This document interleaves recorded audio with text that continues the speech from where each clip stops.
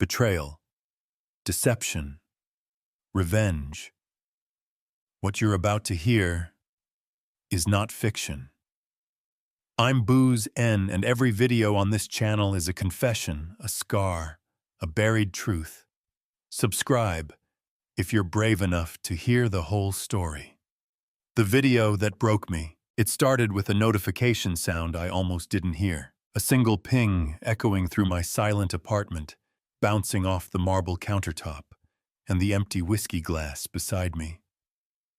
It was just past midnight in New York, the kind of hour when the city softens, when even the hum of traffic fades into memory. I'd been staring at the skyline lights, blinking like distant promises I no longer believed in. The message was from Emily, my daughter. Just a short text. "Dad, I think you should see this." There was a link attached. A video. I hesitated. Emily was 16, too perceptive for her own good, and lately too quiet around me. We'd barely spoken in weeks. The last time we talked, she'd asked if I was okay, and I'd lied. When I tapped play, the world I'd spent 40 years building, brick by brick, deal by deal, lie by lie, collapsed in less than 30 seconds. The beach. The video opened with sunlight, sharp, golden, beautiful. Waves rolled onto a white sand beach. I knew that beach. Every inch of it. Kailua Bay, Hawaii. Our beach house. Then came laughter, hers. Sophie. My wife of 10 years. My only constant through the chaos of Wall Street.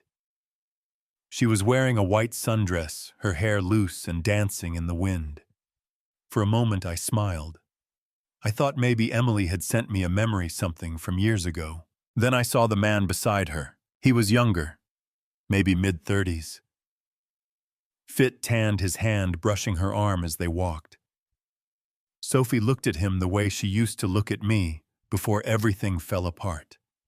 Before the debts, the court summons, the headlines that called me the 20-penny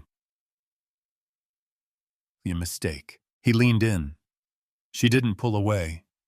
She laughed again, soft, carefree. And then she kissed him.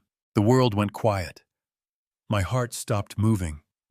I felt the kind of stillness that only comes when something dies inside you. The video ended with the two of them running into the ocean. I sat there, my hand shaking, replaying it over and over, searching for any sign that it wasn't real, that maybe it was old footage or a cruel misunderstanding. But I recognized the red beach towel, the one I bought her last Christmas. No, this wasn't old. This was now. The flight. I booked a ticket within the hour. No suitcase, no plan. Just my passport, my phone, and the same rage that had fueled every deal I ever closed. The next morning I was on a flight to Honolulu, watching clouds drift below me like smoke from a burning house. I hadn't been to the beach house in 2 years. The last time I was there, Sophie had hugged me at the door and whispered, "We'll get through this." That was before I lost everything. Back then, I was the director of business development at Hamilton Securities, one of the youngest to hold the position. I managed portfolios worth hundreds of millions. My name was in Forbes, my face on the finance panels, my voice on CNBC. Then one deal, just one, went wrong. A high-risk, high-reward investment into an energy startup that promised the future. The future, it turned out, was fraud. I took the fall. $20 million vanished. So did my career. They called it an error in judgment. I called it sabotage. But by then, no one cared what I called it. The confrontation. When I landed in Honolulu, the air was thick with salt and memories. The cab ride to Kailua felt endless. Every palm tree looked the same, every turn a reminder of vacations we once took when love still felt like something I could afford. Her car was parked outside the beach house, a silver Lexus SUV. Next to it, a black Jeep I didn't recognize. I stood at the gate for a long time before knocking. When the door opened, Sophie froze. Barefoot, sun-kissed, wearing that same white dress from the video. "Miller," she breathed. Her voice was almost a whisper. What are you doing here? I lifted my phone and played the video. The sound of her laughter filled the entryway. For a second, she looked like she might faint.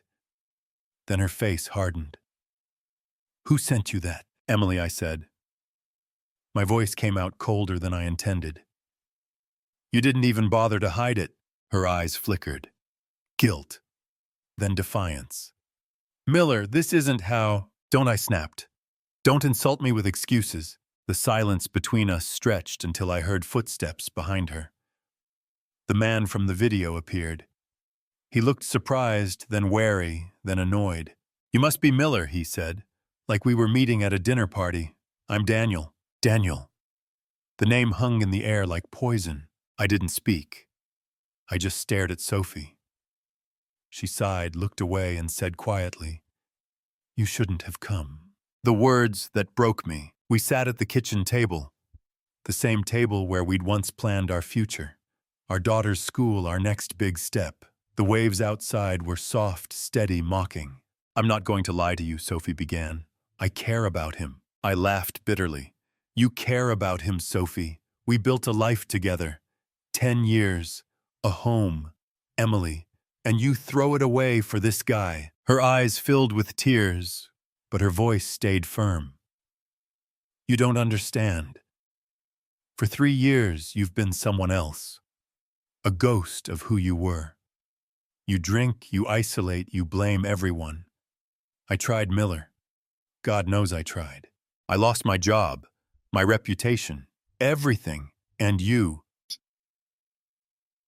You lost yourself long before that, she cut in.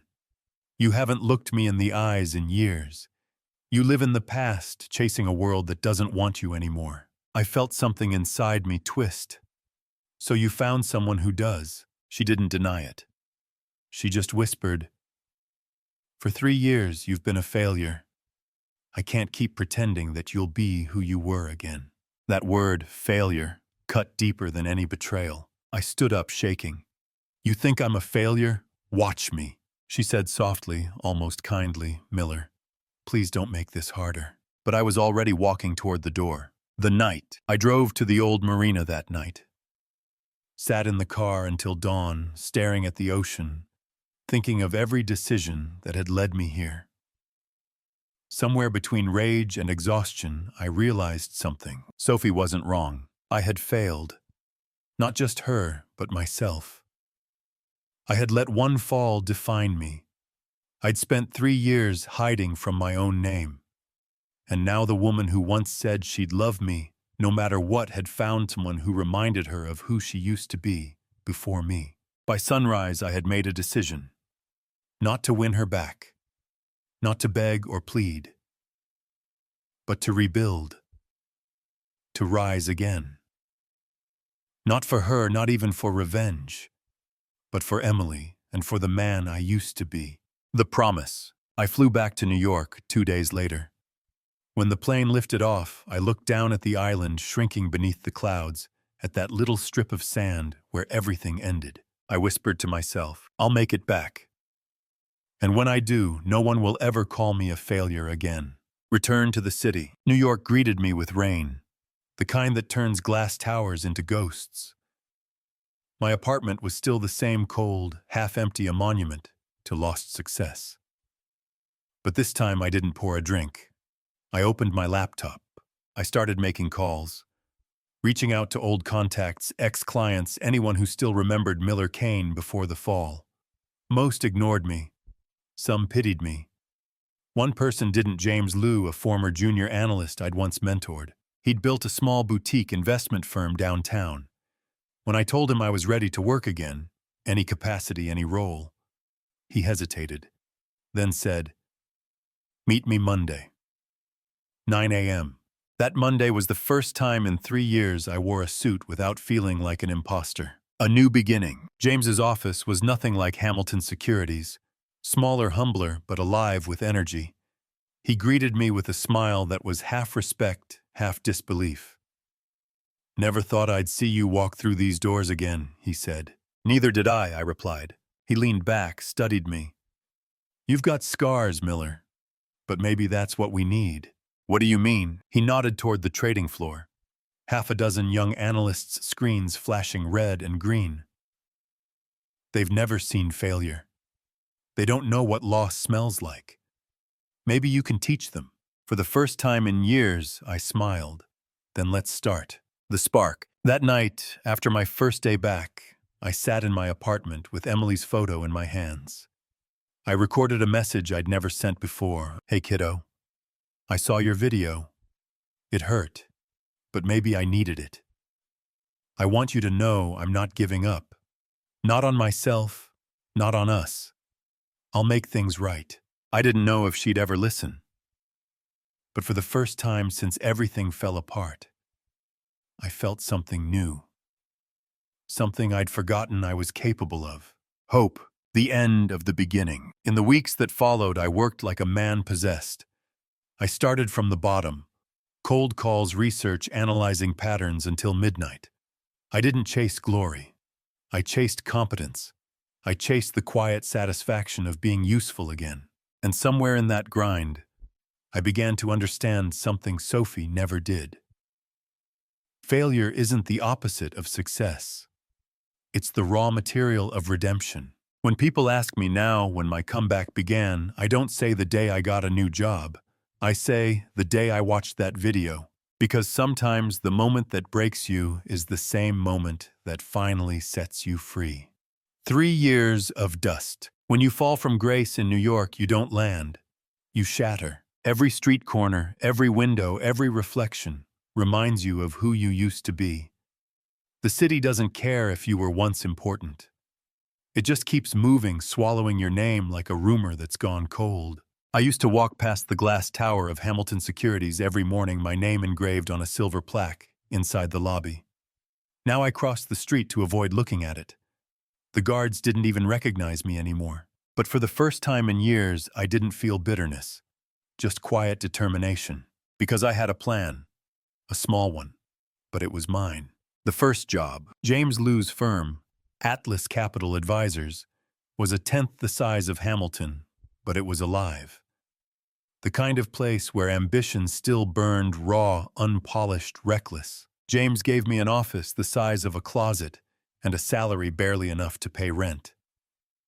I didn't care. I just needed a place to start breathing again. On my first day, I sat with the junior analysts, kids barely out of college, and listened. They talked about risk appetite, AI portfolio mapping, and disruptive fintech models with the kind of arrogance only the unscarred possess. I didn't interrupt. I took notes, observed. I was learning the new language of Wall Street, the post-crash generation's code. James noticed. "You're not saying much," he said one night as we locked up. "I said too much once," I replied. "Didn't end well," he chuckled. "Fair. But don't forget, silence can be misread as weakness." "Let them think that," I said. "Weak men aren't threats. They're just underestimated." He smiled knowingly. "You're playing the long game again, huh?" I didn't answer, because I was. The apartment. My apartment in Manhattan's Lower East Side was small, almost claustrophobic. The walls still smelled faintly of dust and old paint, the ceiling hummed with pipes, but it was mine. Every night after work, I'd sit at the kitchen table, the same one I used to share with Sophie, and study market data until my eyes burned. I wasn't chasing big money anymore. I was studying patterns, human behavior hidden beneath numbers. You can learn a lot from numbers. They tell you when people panic, when they lie, when they pretend to believe. Numbers are the only thing that never betray you. People do. Emily. It took Emily 2 months to reply to my message. Just 5 words. "I saw you're working again." That was all. But it was enough. I sent back, "Trying to make you proud." She replied with a heart emoji. It was the first one I'd gotten from her in over a year. That night I didn't sleep. I didn't want to. Ghosts of the past. Every few weeks I'd run into people from my old life. Old colleagues, investors, even clients who used to beg for my calls. Now they looked at me like I was a ghost they'd rather not see. One evening at a corporate networking event, James dragged me to, I heard my name whispered across the room. "Isn't that Miller Kane?" "Yeah." The The guy who tanked Hamilton's portfolio, I thought he moved to Europe or something. No guess he's still around. Shame. I turned to the bar, ordered a whiskey, and pretended not to hear. James put a hand on my shoulder. They'll keep talking until you give them something else to talk about. I nodded. Then let's give them something.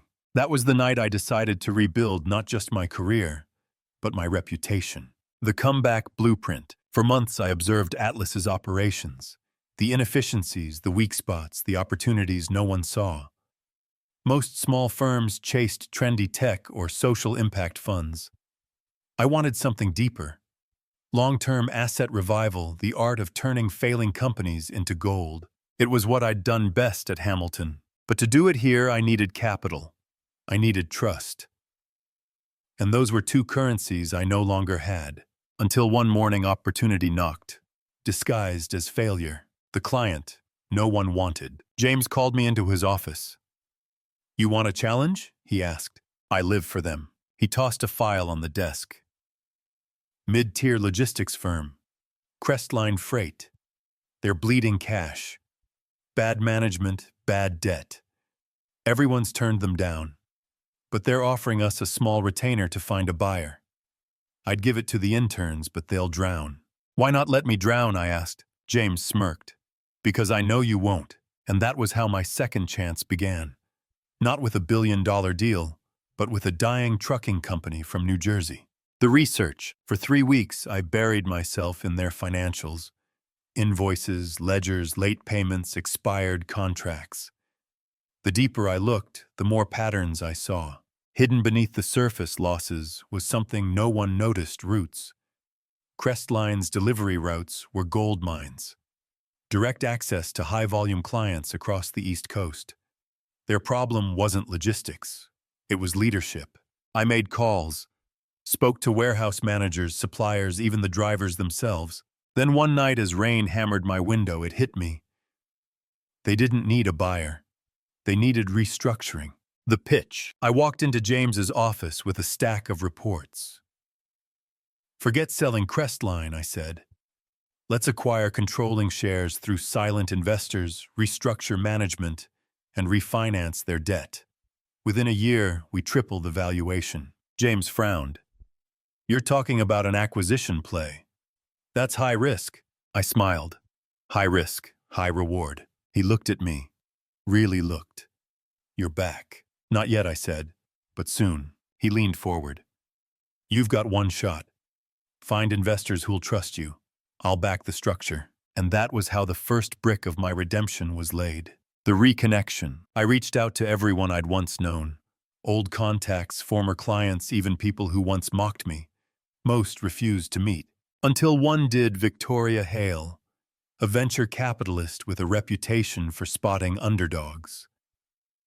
We'd met years ago at a Hamilton gala. She'd admired my boldness then. When I called, she laughed. "Well, well, the fallen star speaks." "What do you want, Miller?" "Not sympathy," I said. "Just a chance to prove I'm not dead yet." Intrigued, she agreed to dinner. That night at a candlelit restaurant overlooking the Hudson, I laid out the Crestline plan. Numbers, projections, debt maps, equity distribution. She listened in silence, her fingers tapping her wine glass. When I finished, she said, "It's risky, but it's smart. Smart enough to invest," she smiled. "Smart enough to watch. Impress me and I'll open my fund." The move. With Victoria's partial backing and James's confidence, we went in. Atlas Capital quietly acquired a 28% stake in Crestline Freight. I was placed as a strategic advisor. I walked into their crumbling office in Newark, greeted by blank stares and bitter employees. The CEO, an older man named Grant Heller, looked at me with suspicion. "You're here to tell me how to run my company," he sneered. "No," I said calmly. "I'm here to save it." He laughed. "From what?" "From you." For a moment I thought he'd throw me out. But I'd already wired the new capital. Money talks. The work. For 6 months, I rebuilt Crestline from the inside out.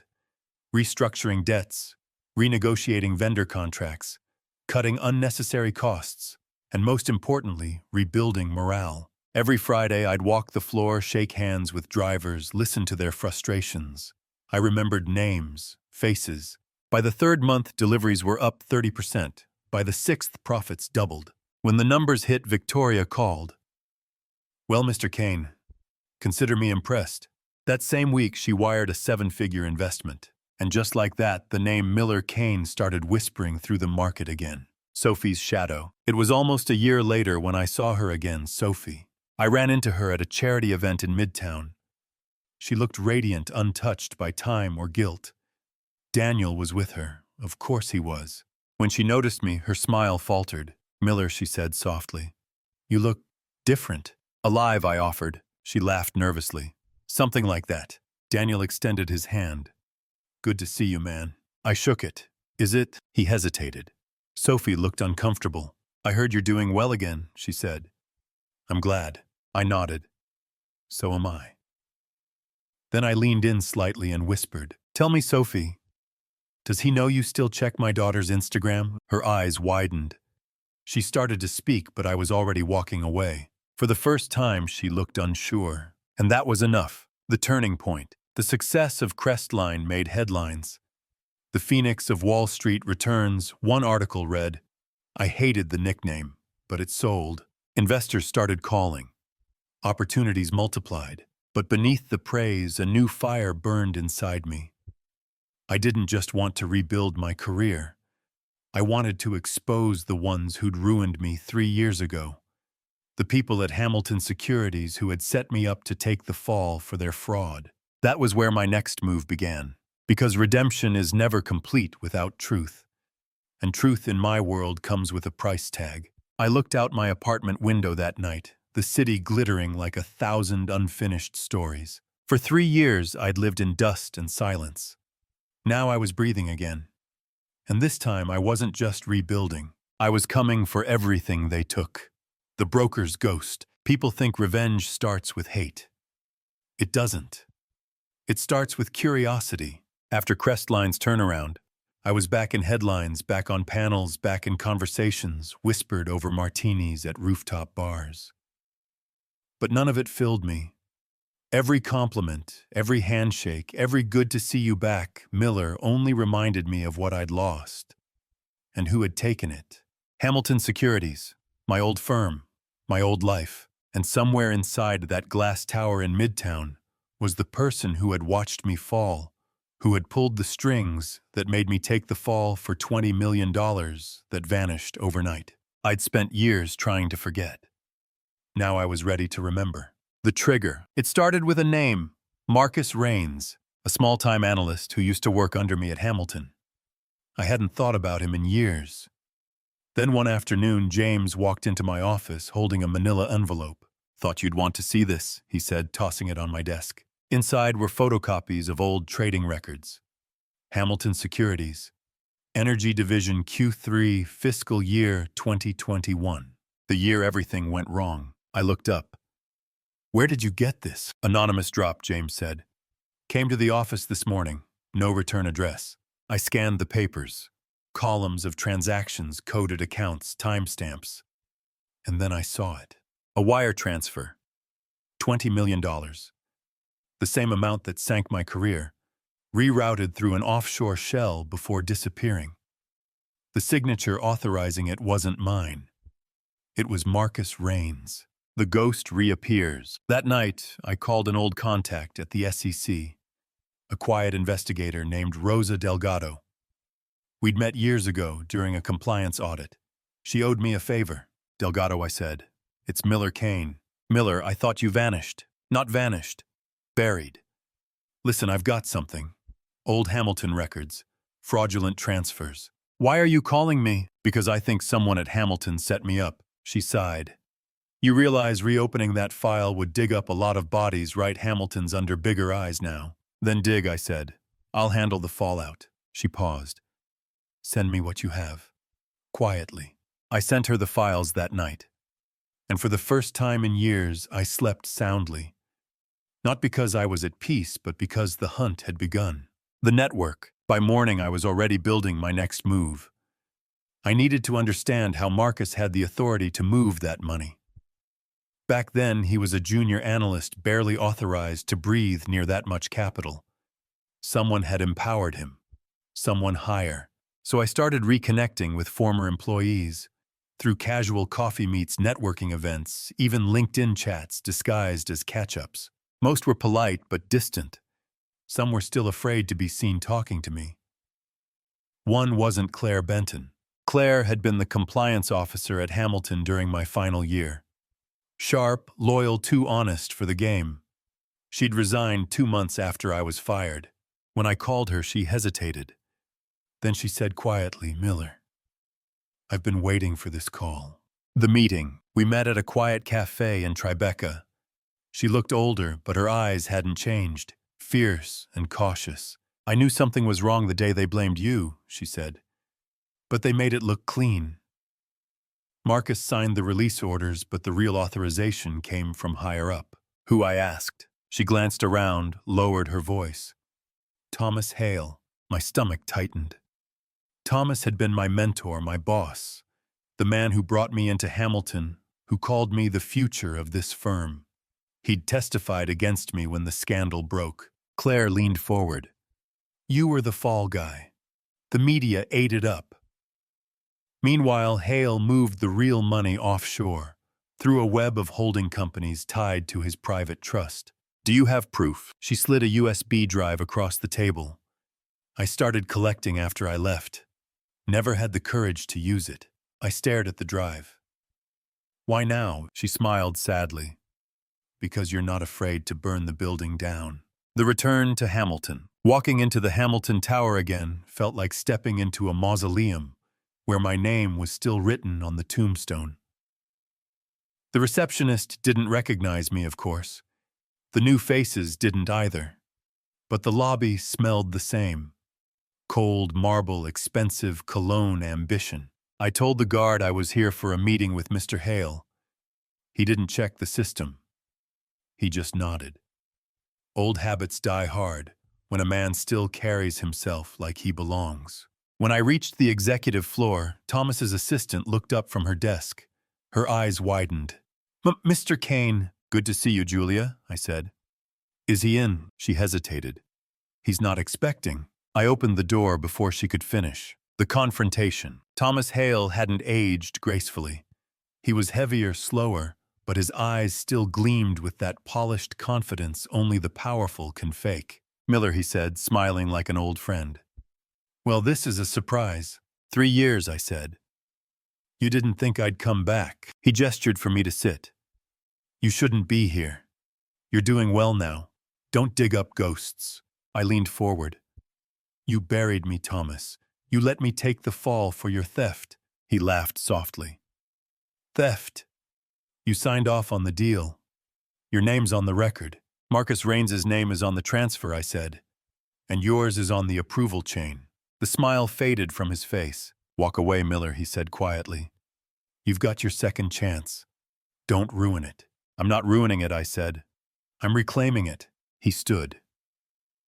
"Careful. There are things in motion you don't understand." "Then educate me," I said. "Before I educate the SEC." For a moment, the mask slipped. I saw fear. Then just as quickly it was gone.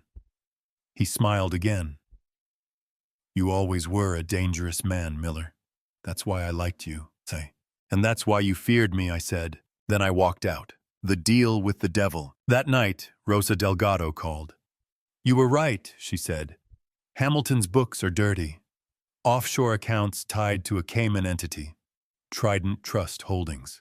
Guess whose name's on it? Hale. Bingo. But here's the problem. He's untouchable. Political donors board seats, offshore protection. We can't move without a whistleblower from inside." I smiled. "Then I'll become one." She laughed bitterly. You'd lose everything again." "I already did once. This time I'll lose it on purpose." The return of Marcus. I tracked Marcus Raines to a co-working hub in Brooklyn. He was running a small crypto consultancy now. Same arrogance, new buzzwords.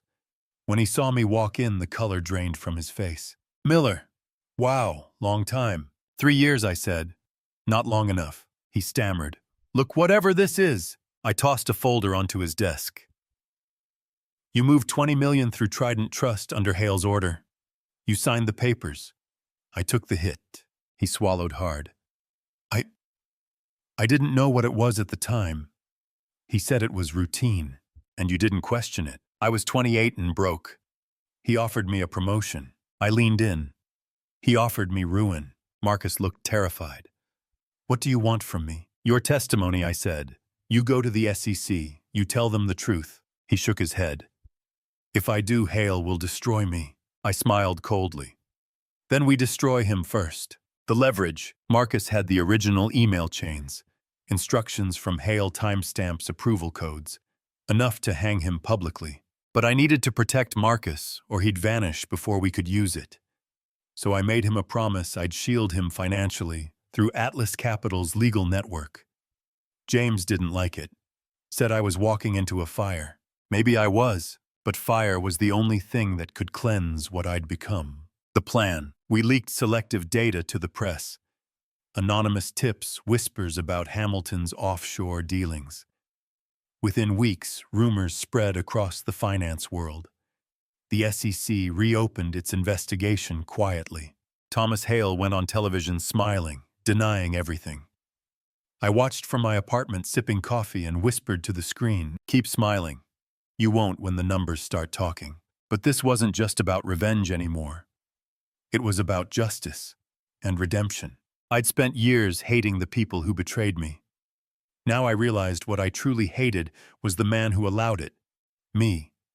The man who let his ambition blind him. This time I'd win differently. The setback. Just when I thought everything was aligning, Marcus disappeared. He stopped answering calls. His apartment was empty. No signs of struggle. Just gone. Then 2 days later, a message arrived in my inbox.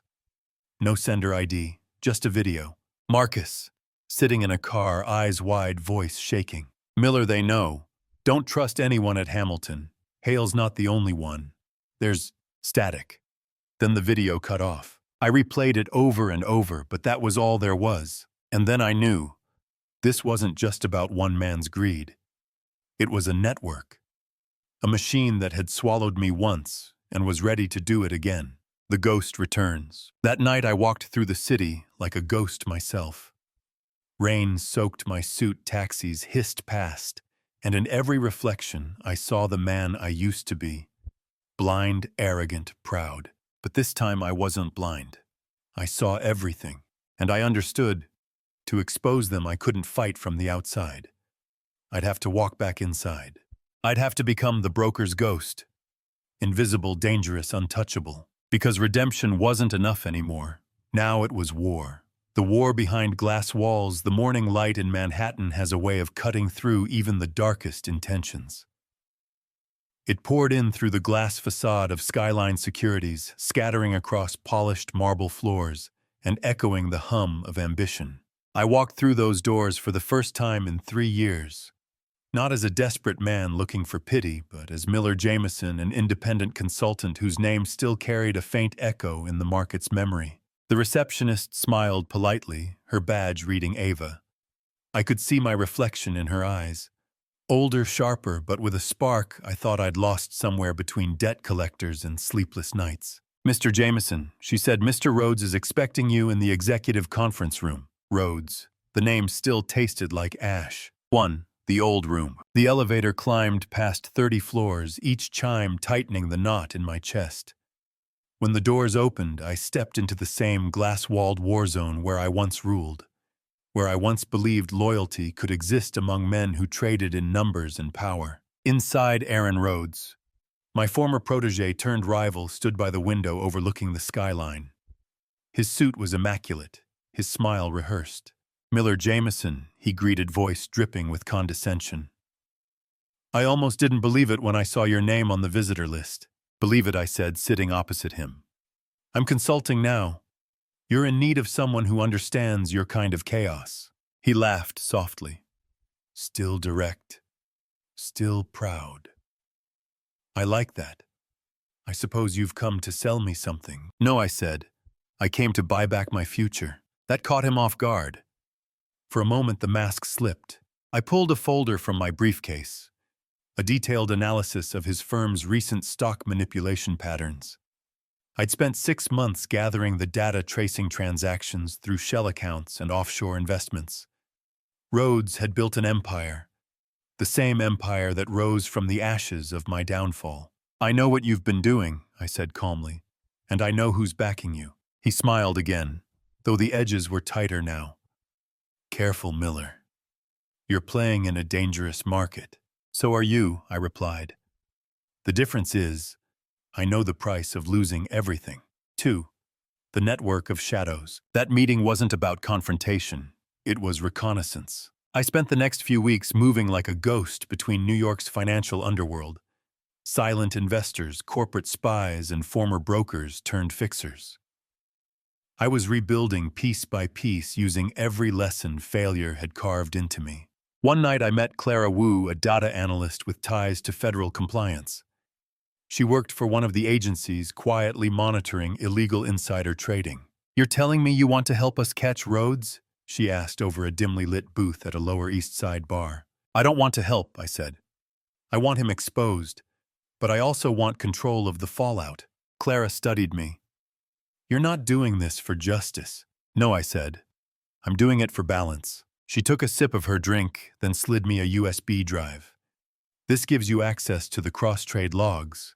But if you get caught, I don't know you." "Fair enough." Back in my apartment, I spent hours combing through those files. Numbers, patterns, timestamps.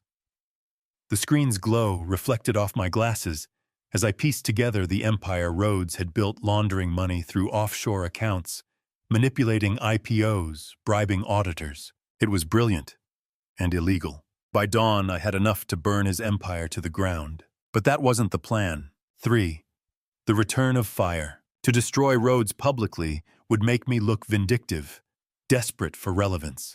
I needed to win the game his way, from the inside. So I made my next move. Using a small capital fund I'd quietly rebuilt under an alias, I began buying into Skyline Securities' competitors, disrupting his deals one by one. I used algorithms, ghost accounts, and short-term flips. Every time he tried to acquire a new client, I was there first. Every time his firm took a risk, I made sure the loss hit twice as hard. The markets became my battlefield. The brokers were my soldiers. And slowly, quietly, the empire began to bleed. Then came the unexpected twist. One morning I received an email from an unlisted address. "You're not the only one who wants Rhodes gone." L. Attached was a file. Screenshots of boardroom discussions, coded communications, and a name I hadn't heard in years, Daniela Jameson. My wife. 4. The ghost of love. I stared at the name, the cursor blinking over the letters like a heartbeat. Daniela was working with Rhodes, not romantically this time, but as his corporate strategist. The woman who once told me I was a failure was now helping the man who'd climbed on my corpse. For a moment I felt the old rage rise. The heat, the betrayal. But beneath it was something colder, quieter, understanding. Daniela wasn't the same woman I had loved. Or maybe she was. And I'd never really seen her clearly before. I flew to Hawaii again. Not to confront her, but to see our daughter Lena. She was 12 now. Wiser, quieter with her mother's eyes and my stubbornness. When she saw me, she didn't hesitate. She ran into my arms. "Dad," she whispered. "Mom says you're doing better." I smiled faintly, trying to. She looked up at me, her gaze steady. "Don't hurt her." That broke something in me, because for all my anger, for all my planning, my daughter still believed I could be a good man, and maybe she needed to be right. 5. The final trade. When I returned to New York, my plan changed. Instead of using the data to destroy Rhodes, I compiled it into a report. Clean, undeniable evidence. Then, through Clara, I sent it directly to the SEC. Within weeks, Skyline Securities was under investigation. Arrests followed. Rhodes's face splashed across financial headlines, his empire collapsing like a paper fortress. Daniela's name was in the reports too, but the investigators noted her cooperation. She'd turned state's witness. She saved herself before the fire reached her. For once I didn't feel anger, just closure. A week later, I was called to testify. I told the truth. About my fall, my mistakes, and how greed blinded all of us. After the hearing, a journalist stopped me outside. "Mr. Jameson, do you think justice was served?" I looked past her at the skyline reflecting the morning sun. "No," I said. "But balance was." 6. Rebirth. Months passed. I started a small financial ethics consultancy, teaching young brokers what the system never had. My name, once associated with scandal, began to rebuild its worth. Then one day a letter arrived. No sender. Just handwriting I knew too well. "Miller, I saw what you did. I know you didn't ruin me when you could have. Thank you for letting me keep my dignity. Daniela." I folded the letter, put it away. Some debts weren't meant to be repaid, only remembered. That night, as I walked along the Hudson, the city lights shimmered like constellations reflected in water. I thought about everything I'd lost, and everything I'd earned back the hard way. Money could be won again. Reputations could be rebuilt. But trust was forged only through the fire of truth. And for the first time in years, I wasn't chasing revenge or redemption. I was living again. 1. The quiet after the storm. The winter after Rhodes's empire fell was the quietest New York had ever sounded to me. No phone calls, no threats, no brokers whispering my name like a ghost story. I rented a modest apartment overlooking the Hudson, a far cry from the penthouse I once owned, but I found comfort in its simplicity.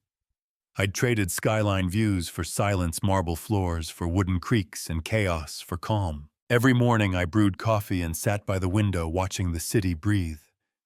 It reminded me that life, like the market, always corrects itself, eventually. But even with peace, ghosts have a way of visiting. Sometimes I'd see my reflection in the glass and wonder who I'd become. Not the golden boy who once closed billion-dollar deals. Not the broken man who chased revenge. But something in between. A survivor trying to understand the worth of what remained. And then one Friday afternoon, I received a letter that pulled me back into the world I thought I'd left behind. It was from Rhodes, written from a federal detention center in upstate New York. "Miller, you were always smarter. I built my empire out of greed. You rebuilt yours out of pain. I think you won. I heard about your new firm. Teaching ethics of all things. Maybe that's the only kind of wealth that lasts. One day you'll realize I was your mirror, just the reflection of the man you refused to become.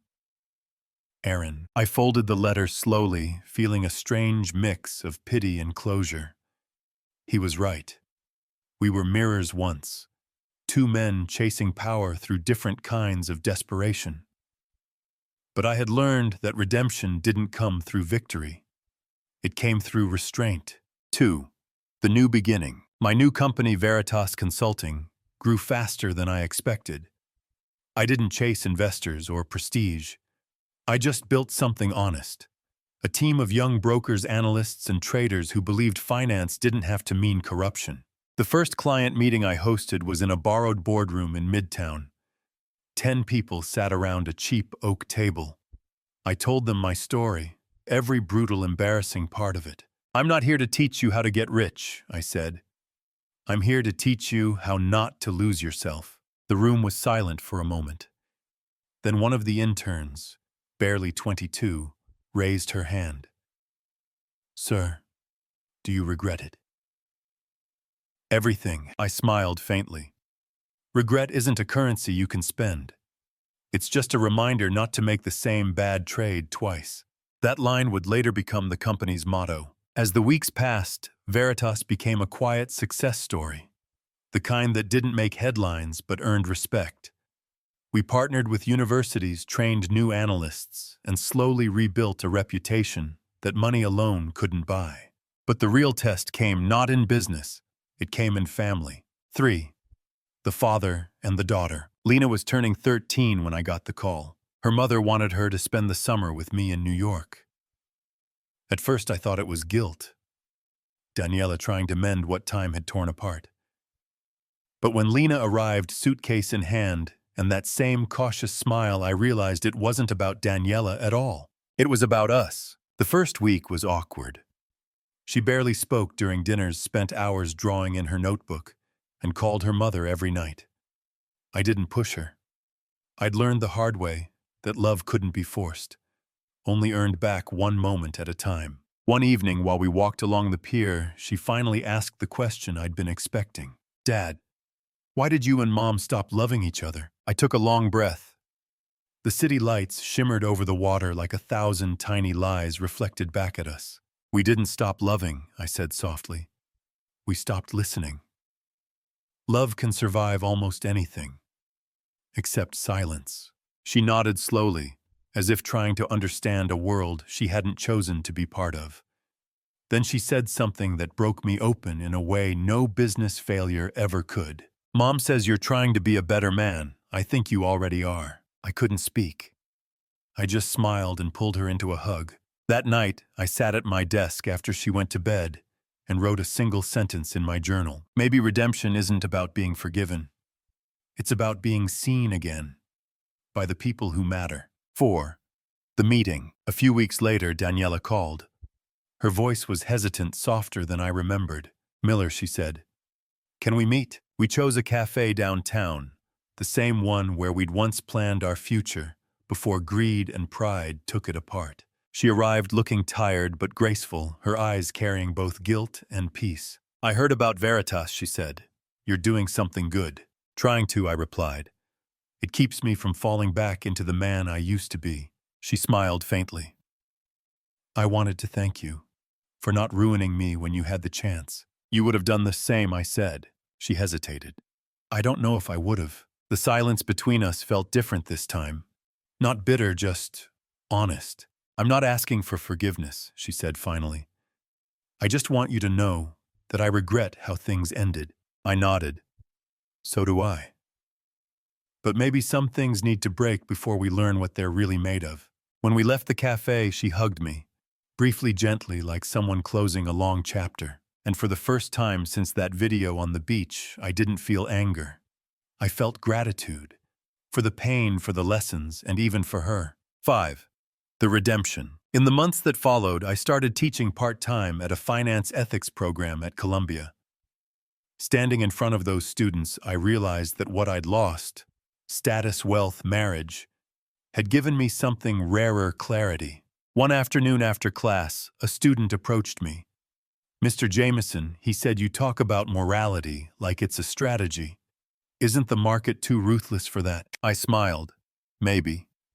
But the thing about ruthless systems is, they collapse. Integrity doesn't."